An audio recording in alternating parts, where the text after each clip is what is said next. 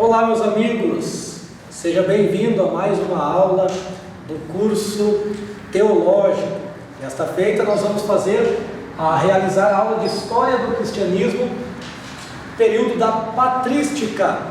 E é muito bom, através desse canal do Eduque, a Faculdade Educacional Eduque e Instituto, estar com vocês para mais este aprendizado. Estamos com alguns alunos aqui do curso de bacharel em teologia, que essa disciplina está na grade curricular deles. E já convidamos vocês para conhecerem a nossa metodologia de ensino e vir fazer um curso conosco, seja ele básico, médio ou nível superior em teologia. Seja bem-vindo, acompanhe esta aula que estaremos transmitindo neste momento. E vocês podem ficar à vontade de perguntar quando surgir. Então, pessoal, nosso período de explanação aqui é o período da patrística. O que seria, né, este período? Que época é esta? Vamos entender um pouquinho qual que é o período de abrangência da patrística. E já vamos dar um parecer desde os períodos apostólicos. Então, é uma aula bem ampla no que se refere a teologia histórica. Então essa disciplina está incluída na teologia histórica ou história da teologia. E se vocês gostarem, existem diversos livros para aprofundar os seus conhecimentos. O material é o de vocês, né, que vocês receberam a apostila. Só não sei se as novas já foram incluídas nessa disciplina. Acho que acredito que não, né? Não vi lá o nome, mas depois a gente vê. E passo também para vocês esse material aí, que é um resumo da própria apostila em PDF lá no grupo, para que vocês possam acompanhar, né? Sempre ter um material aí bom para que você possa estudar, tá certo? Então, um momento histórico importante para a religião cristã, para o cristianismo.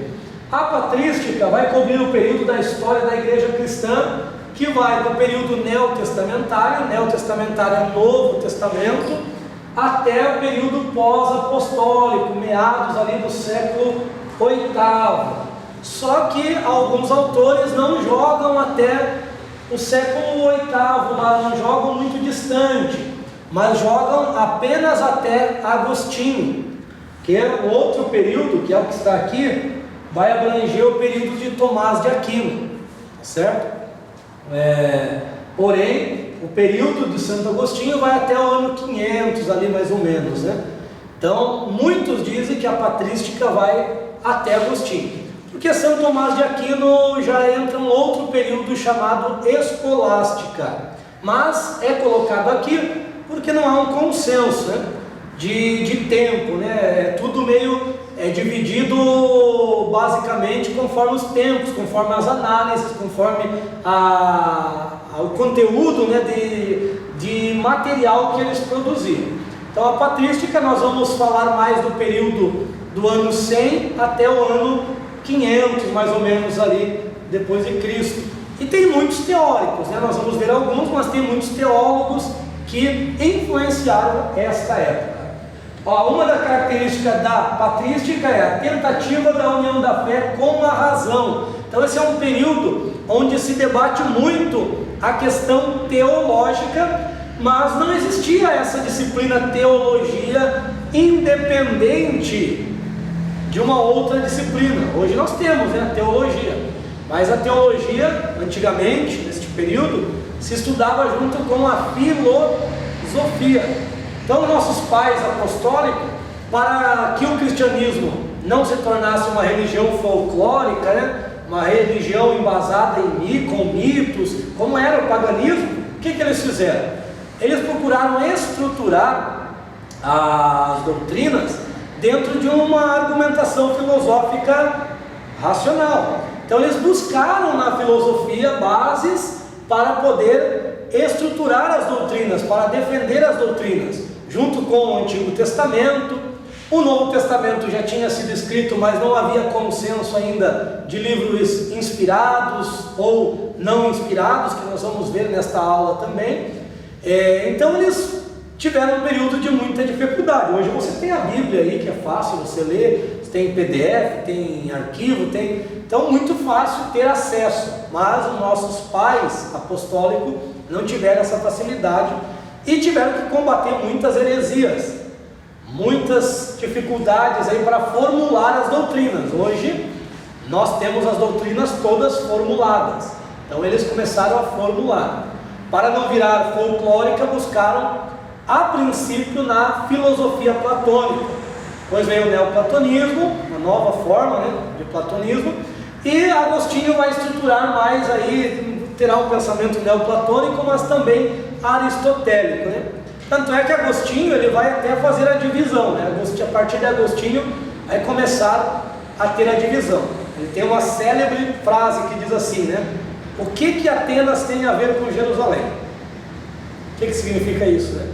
O que a teologia tem a ver com a filosofia, né? Atenas representando a filosofia, Jerusalém representando a teologia. E ele dizia que a filosofia tinha que ser serva da teologia, certo?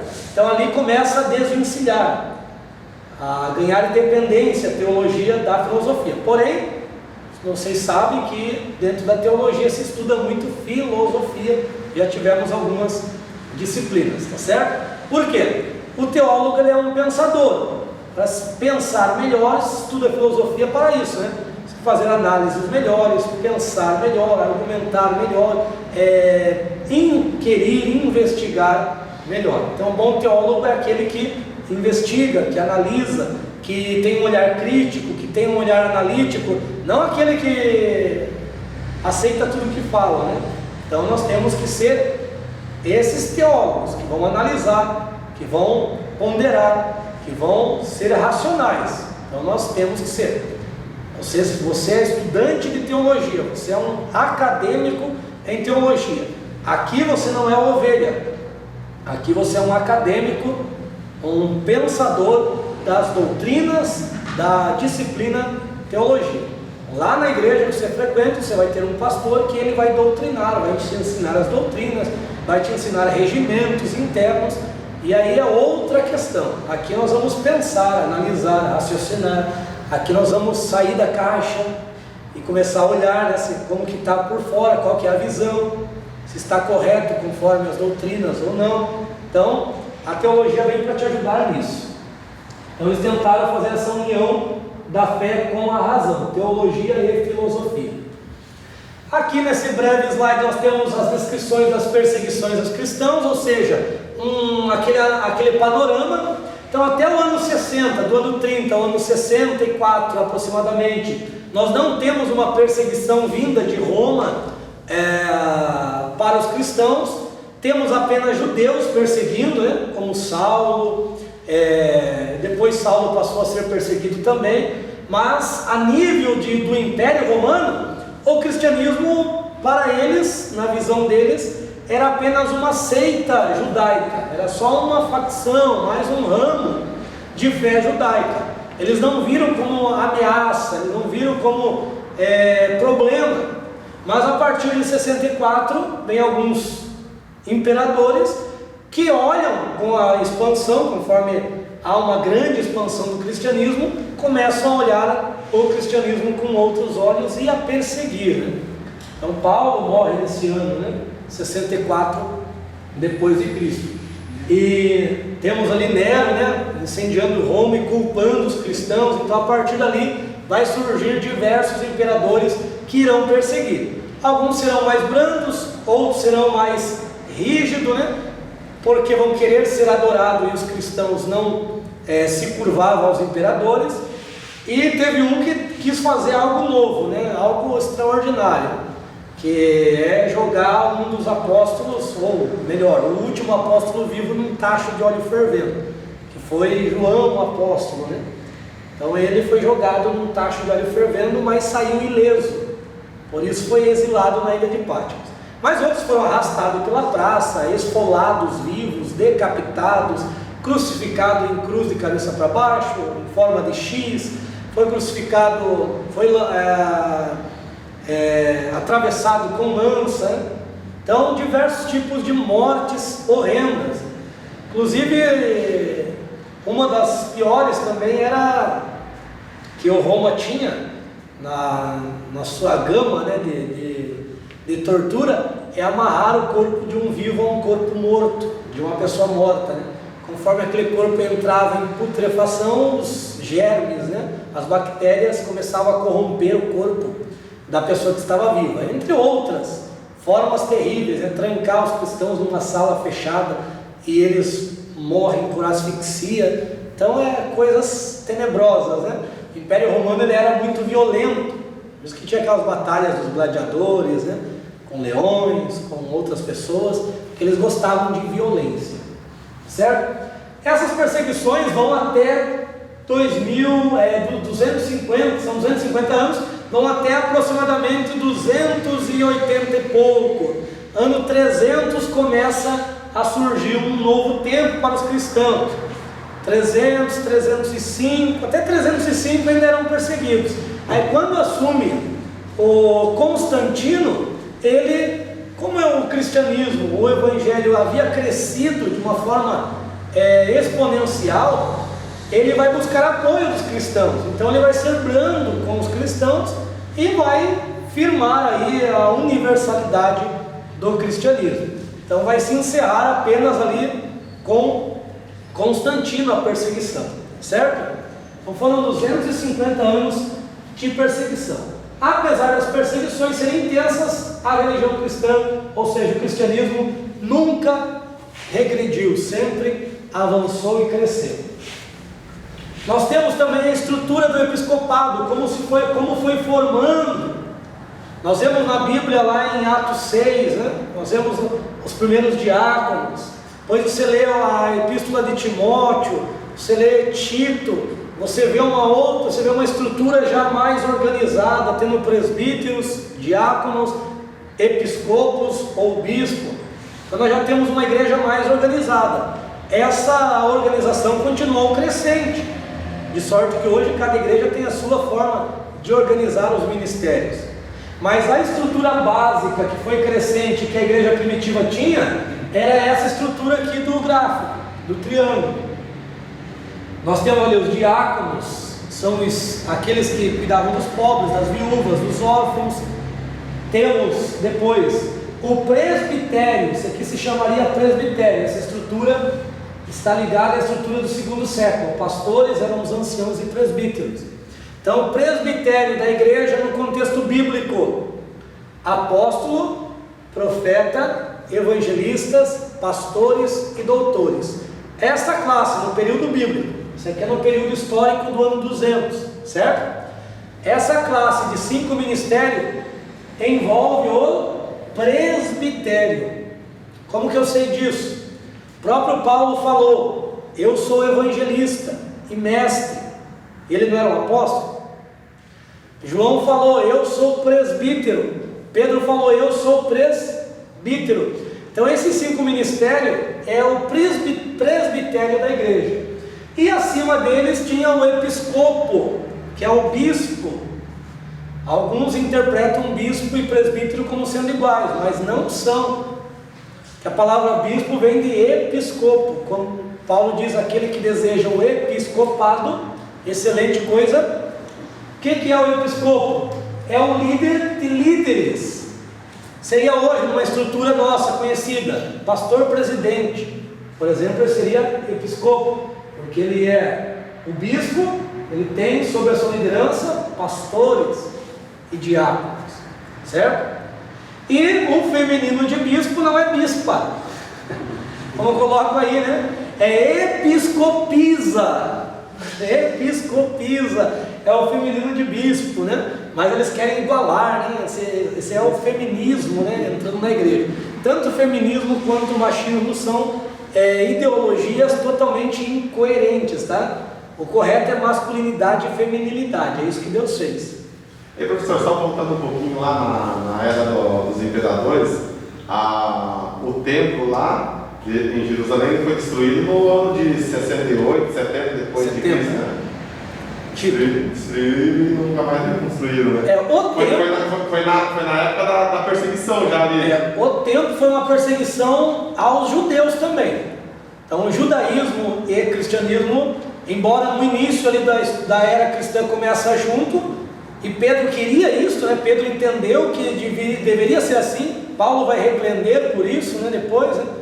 Porque o evangelho não veio para ser dos judeus, né? E sim para ser propagado até os confins da terra. Então Pedro ele ficou travado na sua forma de crença, né? Que é o judaísmo. Ele não conseguiu sair de Jerusalém até essa perseguição. Depois ele sai e vai se estabelecer em Roma, né? Quando ele escreve a epístola, ele está, na verdade, em Babilônia, né? Alguns acham que essa Babilônia seria Roma, mas na realidade, vamos interpretar mais literalmente, seria a Babilônia mesmo. Então ele vai demorar para sair, ele vai ter até uma visão de um anjo, e o anjo diz: ó, come, mata e come todas as coisas. Ele vai dizer: não vou comer nada não, sou judeu, sou puro, só como coisa pura. Isso é em relação à pregação para os gentios, porque ele teria que pregar para Cornélio, e ele não queria ir. Então ele ficou muito exclusivo na questão judaica. Precisou vir a perseguição de Saulo para os cristãos começarem a sair. Mas a destruição do templo é que a gente tem ligado às vezes templo e igreja, né? No templo só entravam os judeus. Os gentios tinham um pátio no exterior para ficar. Então os gentios cristãos, por exemplo, eles não iam ao templo, não tinham por que ir ao templo, porque o templo era para rituais judaicos. Tinha que levar o cordeiro, tinha que levar boi, tinha que levar as ofertas de cereais. Então o templo em si, quando fala de templo, é muito ligado ao judaísmo. Pedro e João iam orar no templo porque eles eram judeus. Paulo entrou no templo porque ele foi até acusado de levar gregos, gentios, para o templo. Mas na história do cristianismo, templo só vai surgir, igreja como templo, essa palavra, usar a palavra igreja como templo, só irá surgir no século II, que é o século da patrística aqui, ó, é o período da patrística. Quando a Bíblia fala a igreja de Éfeso, a igreja de tal lugar, eram os crentes que se reuniam nas casas. Então, nesse período, veja que é um período diferente hoje. Hoje, quem quer abrir uma igreja, ou nós que já temos igreja, se a igreja quiser abrir uma igreja em um determinado lugar, ela vai lá, compra um terreno, abre e pronto, acabou, né? Nesse período eles não tinham essa liberdade, né? De comprar lá, porque tinha a questão do paganismo. Se for no meio judaico, tinha a questão do judaísmo. Então não era assim abrir igreja, né? Então eles se reuniam na casa dos irmãos, tá certo? Essa estrutura começa a se organizar, e vai chegar um momento que eles vão começar a fazer templos para se reunir e congregar. Mas isso a partir do século II depois de Cristo. Todo o período apostólico você nunca interpreta a igreja como a igreja atual, né? O lugar que a gente vai para o culto lá, certo? Até que teve um período que eles se reuniam nas catacumbas, né? Para adorar, porque a perseguição era intensa, certo? A igreja nunca parou por causa disso. Pandemia veio aí, a igreja não pode parar, a igreja não para. Para quem é ligado ao templo, quem só gosta de templo, quem só é crente no templo, não quer nem saber. Mas a igreja de Cristo não depende de templo para crescer, para avançar, para progredir, tá certo? Isso é muito importante, muito boa a tua colocação, para nós esclarecermos isso, tá certo? Então essa estrutura aqui, ó, que nós temos que entender dos tempos bíblicos. E conforme foi passando o século, no século II nós já vemos isso. Lugar, Antioquia e Alexandria, que foi onde se estabeleceu o cristianismo mais fortemente, tinha os bispos e tinha presbíteros. O bispo era aquele daí, começou com aquela estrutura episcopal. Começou, como estava surgindo muita heresia, começaram a se reportar aos bispos, porque os bispos eram pessoas mais anciãs, mais experientes, mais conhecedoras, para poder receberem a resposta, para analisarem as questões que eram pregadas, que eram faladas por determinadas pessoas. Aí nós temos alguns bispos da era pós-apostólica. Pós-apostólica por quê? É bom lembrar que é depois do período dos apóstolos. Depois do período dos apóstolos, que o último apóstolo morreu, João, não teve mais apóstolos como eles, né, com a missão de lançar os fundamentos da igreja. Mas ainda há o ministério apostólico, que seria, na nossa linguagem hoje, o missionário, né? O missionário é um apóstolo, certo? Pois bem, a gente coloca aí o período apostólico até o ano 100, mas João ele morre no ano, alguns parece que cogitam 117 depois de Cristo. Então ele tem uma vida longeva. Nós temos Policarpo era um discípulo de João. Nós temos Clemente e Irineu de Leão. Esses são os mais famosos, né? Cada comunidade tinha os seus presbíteros, que se reportavam e eram ordenados a bispos, né? Eram ordenados pelos bispos e ajudavam os mesmos. O cristianismo difundiu muito mais nas áreas rurais, e os presbíteros exerciam essas responsabilidades dentro das igrejas locais. Presbítero também significa a mesma palavra que ancião, tá certo? Então ancião e presbítero são palavras sinônimas. E depois tem os diáconos também, que ficavam com os pobres e os doentes. Daí hoje cada igreja tem a sua forma, né? Tem umas que evangelista é primeiro, depois é diácono, evangelista, pastores e presbítero. Em outras é diácono, evangelista, diáconos, presbíteros, evangelistas e pastores. Então cada igreja estruturou uma forma de organizar esses ministérios na atualidade. Já falamos da estrutura episcopal. Os pais apostólicos, quem são os pais apostólicos? Os pais apostólicos são estes homens que escreveram nesse período depois dos apóstolos. Tanto é que quando você for pesquisar, você vai ver que pais apostólicos muitas vezes está ligado a escritos, como a carta do pastor Hermas, como Didaquê. Então, pais apostólicos, existe até um livro contendo uns 5 livros pelo menos, chamado Pais Apostólicos. Então aqui nós vamos estar falando mais dos pais da igreja. Quando a gente fala pais da igreja, a gente está falando dessas pessoas desse período da patrística. E aqui no slide vai estar padres, né? Que significa pai, certo? Então, pais apostólicos, esse termo sempre ligue a escritos e pais da igreja, as pessoas que viveram, e alguns até escreveram este livro, ajudaram na contribuição destes livros. Então, usado para se referir pais apostólicos ou pais da igreja, usado para referir a líderes cristãos no final do século I até o século II, né? Metade. Seus escritos tinham como característica serem simples, sincero e convicção religiosa, tendo como fonte de inspiração a Bíblia, tá certo? Com a expansão do cristianismo, alguns membros bem educados faziam parte desse círculo do mundo helenístico, o mundo grego. Vieram a se tornar bispos e líderes da igreja. Veja que aqui nesse período já temos uma separação do judaísmo muito grande. Aqui já é mais no mundo gentílico. Os judeus já estavam dispersos pelo mundo por causa do ano 70, e também não estava ali um cristianismo judaico, um judaísmo cristão, já estava bem separado. A carta aos Hebreus é uma prova disso, né? Desse afastamento, certo? E hoje estão querendo juntar, né? Não é incomum ver algumas igrejas aí de pessoas com kippah, né? Eu precisava usar porque está falhando aqui. Só com kippah, com talite, né? Com um monte de coisa errada, indumentária judaica que não precisa ter isso dentro da igreja, não é doutrinário. Através da junção dos pressupostos filosóficos, lembra daquela questão filosófica, os pais da igreja produzem um rico material consistindo na defesa da fé. Qual que é a ideia deles? Aumentou muito a questão da pedagogia cristã, né? A palavra paideia deriva a palavra pedagogia. Qual que era a preocupação deles? É a parte teológica, fundamentar, estruturar, ter argumentação para explicar o cristianismo. Foi nesse período que surge aí algo que a gente estuda hoje, né? Como sendo como sendo homilética, que é o estudo da oratória e da retórica, né? Se embasam na retórica e na oratória e formam aí uma das disciplinas chamada homilética, né? Para quê?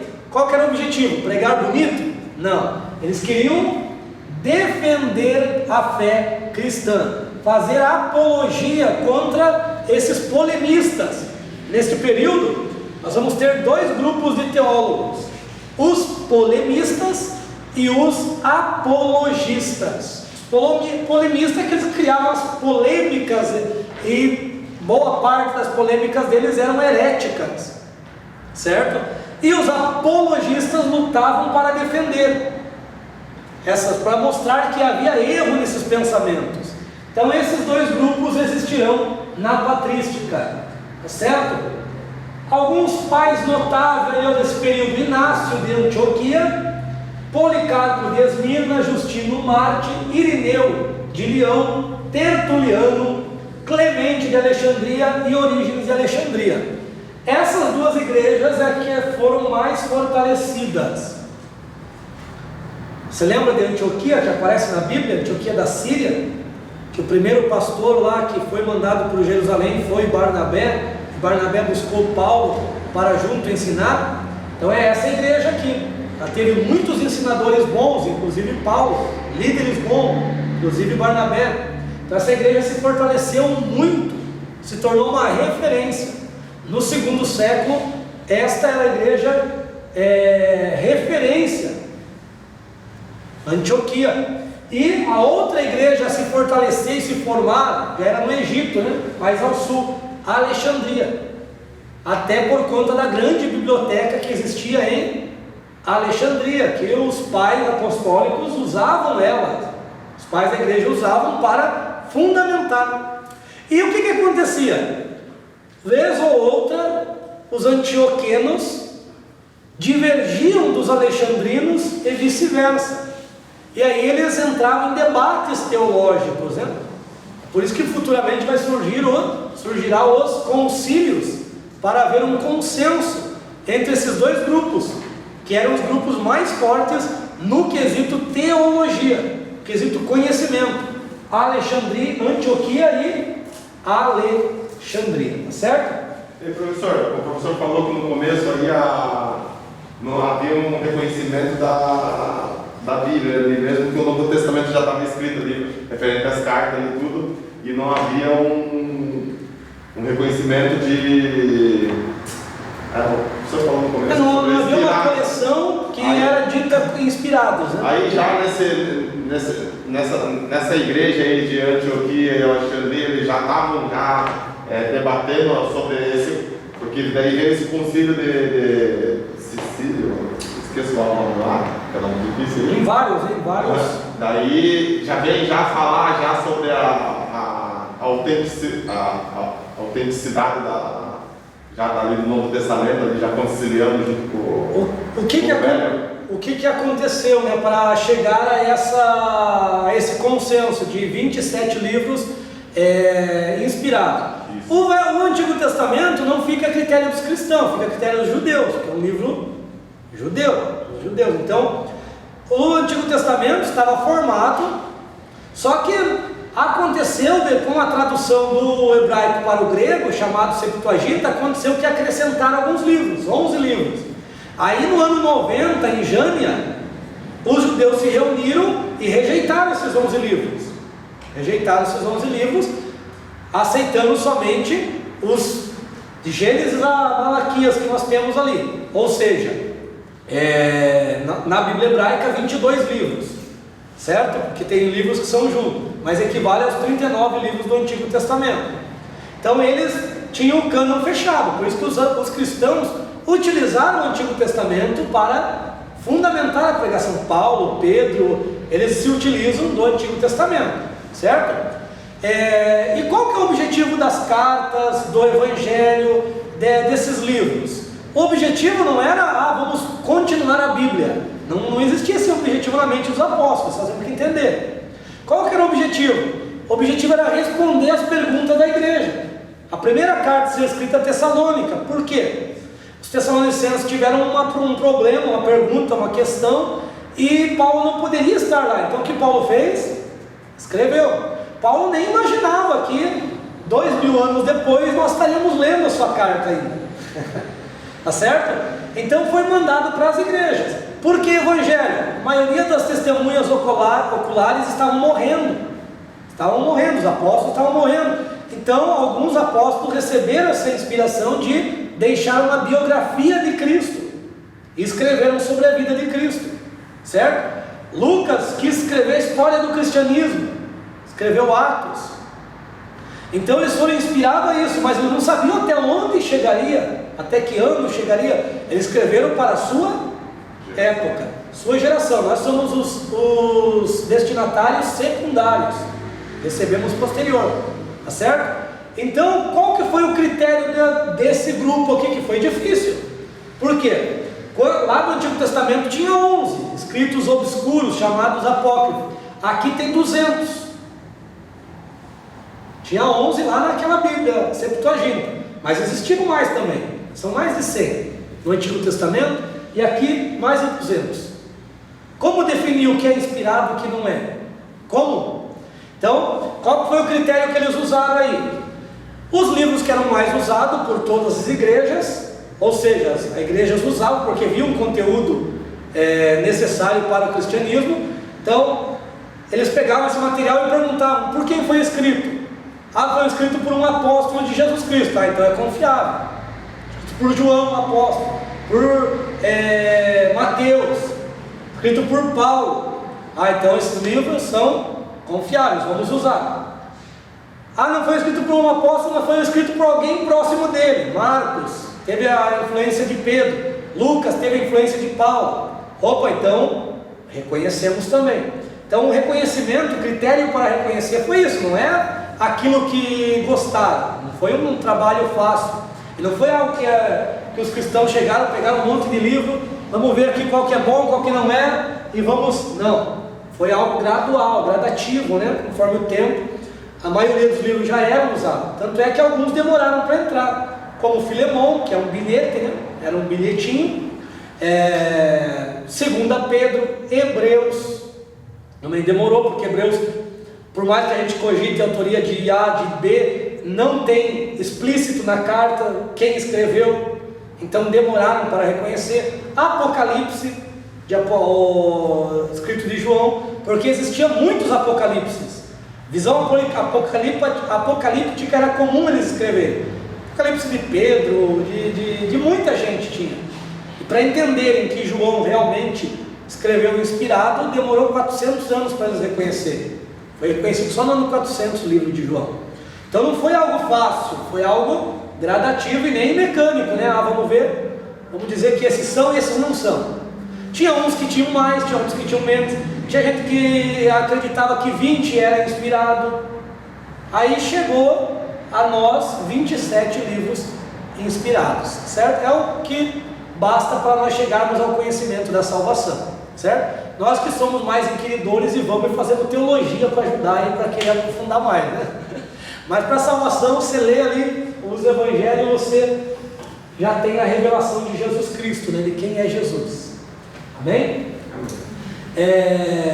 Padres apostólicos ou pais apostólicos, tá? Padres, palavra latina para pai. Não entenda como sacerdote, né? Lá no catolicismo, o padre, né? Lá é o sacerdócio, é o ministério, né? Como nós temos pastores aqui, lá tem padres. Mas quando usa esse termo padres, quer dizer pais apostólicos ou pais da igreja. Os primeiros autores da igreja primitiva receberam a doutrina dos próprios apóstolos. O que importava era refletir fielmente sobre as mensagens de Cristo, na simplicidade e na originalidade. A quase exceção foi a epístola de Diogneto, escrito anônimo, que apareceu no final do século I, início do século II. Seu autor retomou o combate ao pensamento clássico e proclamou um novo tempo para as obras dos padres apostólicos. Houve outras, por exemplo, carta ao pastor Hermas. Esta carta quase entrou no cânon, porque a mensagem dele era totalmente coerente, era boa. Mas por que não entrou no cânon? Porque ele usa uma figura de linguagem lá e que se tornou mitológica, né? Por usar uma figura de linguagem mitológica, viram que era mais para o tempo deles mesmo, então não deveria ser reconhecido como inspirado. Ele compara a ressurreição dos santos como o ressurgimento da fênix, né? E a fênix era um ser lendário, né? Então isso pesou na hora deles fazerem essa análise, mas era usada nas igrejas. Carta ao pastor Hermas, Didaquê, que eram escritos dos apóstolos, eles usavam, porque tinham mensagens boas. É igual comentário bíblico. Eu posso pegar o comentário bíblico de Champlin, de Warren Wiersbe. Eu posso pegar e utilizar o pensamento desses homens? Eu posso, mas eu não posso dizer que é inspirado, tem a mesma validade que a Bíblia, certo? É a mesma coisa, esses escritos. Posso pegar um estudo do pastor fulano de tal lá e passar para a igreja onde eu congrego, por ver que é uma mensagem coerente, boa? Eu posso, é um material bom, é um material atual, mas eu não posso dizer que isso é divinamente inspirado, tá certo? Então é basicamente isso que aconteceu. Na segunda metade do século II, a expansão cristã se tornou grande. Muitos do Estado romano se tornaram cristãos. Essa época também teve muitos escritores clássicos, exemplo de Celso, utilizavam a sátira e o escárnio, né? Figuras da época contra os cristãos, né? Satirizavam, escarneciam os cristãos. Perseguições ainda. Essa circunstância promoveu o surgimento de um novo movimento no seio da igreja, chamado de pais apologistas, considerado os primeiros intelectuais do cristianismo. Ou seja, aquele grupo que eu falei, começaram a fazer apologia, defesa da fé cristã. A partir desse momento tiveram porta-vozes. Esses porta-vozes da igreja lançaram mão das mesmas armas que usavam seus opositores para defender publicamente os princípios da fé. Uma das armas é essa parte da retórica, da oratória, né? Que eles estudaram para defender a fé. O principal argumento se referia ao cristianismo como o único movimento que merecia nome de filosofia. Desta forma, a filosofia cristã, por acreditar em ser composta de doutrinas reveladas por Deus, constituía-se a autêntica sabedoria unitária e salvadora. Por que a filosofia caminhou junto ali? Porque uma das máximas da filosofia é a busca pela verdade. E o cristianismo prega a verdade, né? Jesus é a verdade, então busca a verdade revelada por Deus. Por isso que a filosofia tem essa grande importância nesses primeiros séculos, dentro do contexto cristão, porque senão o cristianismo incorria no perigo, né, de se tornar, como eu já falei aqui, uma religião folclórica. Mas como os pais apostólicos, pais da igreja, eles conseguiram estruturar uma fé de forma racional, verbalizar, escrever ali racionalmente, isso deu muito apoio para o cristianismo, né? Então estruturar as doutrinas com apoio em argumentações filosóficas, isso ajudou muito. E nós também temos que fazer assim, porque a Bíblia fala isso. A Bíblia fala que o Deus desse século cegou o entendimento. A Bíblia fala que o nosso culto tem que ser Pedro fala que nós temos que dar razão àquele que nos pede resposta da nossa fé, em relação à nossa fé, nossa esperança. Então, nós temos que ser racionais. Uma das grandes erros no passado é dizer que a fé está em oposição à razão. A fé não está em oposição à razão, a fé se utiliza da razão, só que a fé ela dá um passo a mais que a razão, certo? A razão chega até um limite, ali a fé tem a oportunidade de desenvolver mais, mas ela não está em oposição. A fé só está em oposição à vista, porque quem anda por vista não anda por fé, mas ela nunca vai se opor à razão, certo? Não existe uma fé doida, uma fé louca, não existe. A fé sempre estará com bases racionais, certo? O que pode acontecer dela ultrapassar? A medicina, ela fala, não tem mais jeito para o caso dessa pessoa. Aí você coloca a tua fé em ação e Deus entra com a providência. Então, quem que foi mais além? A razão, no caso a medicina, ou a fé? Certo? Então a fé, entenda que é um passo a mais, mas ela não exclui a razão. Vamos lá para mais um slide. Nós temos pais latinos e gregos. Montanismo e gnosticismo são duas heresias que daqui a pouco nós vamos estudar melhor, então não vou me ater a esse slide, tá certo? Depois vocês vão ter um slide para vocês. Mas são duas heresias, certo? À medida que se evidenciava a importância do legado clássico à cultura cristã, até mesmo radicais como Tertuliano admitiam que os cristãos precisavam do conhecimento da literatura pagã para a sua vida profissional e para a eficiência na ação, bem como a fundamentação da fé. Então isso é muito importante colocar aqui. Por quê, irmãos? Vamos usar um termo aqui interessante. Crente ouve música do mundo? Pode ouvir música do mundo? A pergunta, né? Pode ouvir música do mundo? Pode ou não? Muitos ouvem. Pode ou não pode? Sim ou não? Sim. Se você for não, é não. Isso depende de cada um. Quando você tenta na igreja. É claro que os crentes podem ouvir música do mundo, porque se eles não ouvirem música do mundo, vão ouvir música de onde? De Marte? De Júpiter? Então nossas músicas são do mundo, nossas músicas gospel, evangélica, são daqui, nós produzimos aqui, nós falamos do mundo aqui que vivemos, que nós precisamos do que? De ter fé, porque nós estamos vivendo tempos difíceis. É uma pegadinha. Então, colocando esse ponto aqui, por exemplo, eu posso me basear num escritor, em um ator, em um músico, em alguém lá do mundo para usar às vezes alguma coisa aí, se for coerente, aplicar a fé. Tertuliano, que era considerado um radical, ou seja, um ortodoxo, ele falou que é importante, ele falou que é bom, é só filtrar. Paulo fez isso. Paulo falou de um poeta, utilizou um poeta dos cretenses para falar. Paulo se utilizava de frases de pessoas que tinham uma vida libertina, quando ele diz tudo me é lícito, mas nem tudo me convém. Ele mesmo disse, né, que ele se fazia de louco para ganhar os loucos, de inteligente para ganhar os inteligentes, e assim por diante, né? Então ele se usava de tudo que ele tinha na sua frente, né? Aquilo que era cabível, no seu momento ele se utilizava para ganhar aquela pessoa para Cristo. Ele disse, firme de judeu para os judeus e gentil para os gentios. Louco é nós que colocamos, né? Louco é um termo que passaram a pregar, né? Mas não, Paulo não fala que ele se fez louco, ele fez de entender sábio para ganhar o sábio, de gentil para ganhar o gentil, que ele também estava no mundo gentílico, ele tinha cidadania romana, judeu para os judeus. Esse é o texto.